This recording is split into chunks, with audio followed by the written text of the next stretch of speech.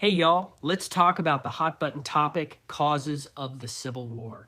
Now, most people say the Civil War was all about slavery, but I just don't believe that to be the case. I think it was a variety of issues, with one of those issues being tariffs. Hear me out on this.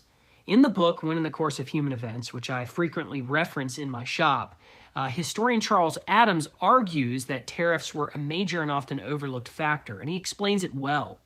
The North's push for high tariffs to protect its industries clashed with the South's reliance on free trade, creating deep economic tensions that helped drive secession. That's the basis of his book, and it's very well documented too. And I'll explain further that these tensions really began as far back as the Tariff of Abominations in 1828. This was a disaster for the South. It placed high taxes on imported goods. It forced Southerners to pay for essentials, while it simultaneously benefited Northern manufacturers. South Carolina's response to this at that time was the nullification crisis of 1832, where they tried to reject the tariff altogether. This really foreshadowed the later push for secession.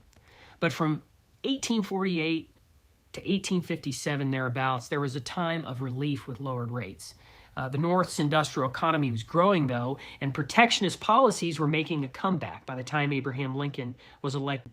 He was a strong supporter of high protective tariffs, even saying so in his first inaugural address. But when he was elected, Southerners feared what was coming next. So right before the war, Congress passed the Morrill Tariff, which Lincoln supported, and this was one of the highest in U.S. history. It dramatically raised rates favoring the North while crippling the South's trade-based economy. Many Southern leaders saw this as proof that the federal government was working against their interests, and secession itself soon followed. Now, while slavery was a major issue at the time, I think economic policies like tariffs were a driving force behind Southern secession. The South feared being economically dominated by the North.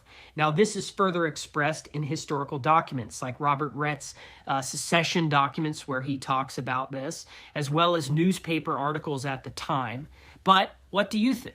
Do you think tariffs were a major cause of the war? I'd be interested to know in the comments, so write a comment down below. And if you found this interesting, obviously, please like it, subscribe, and stay tuned for more history insights. You can also get the book, When in the Course of Human Events by Charles Adams on ConfederateShop.com. Y'all have a wonderful day.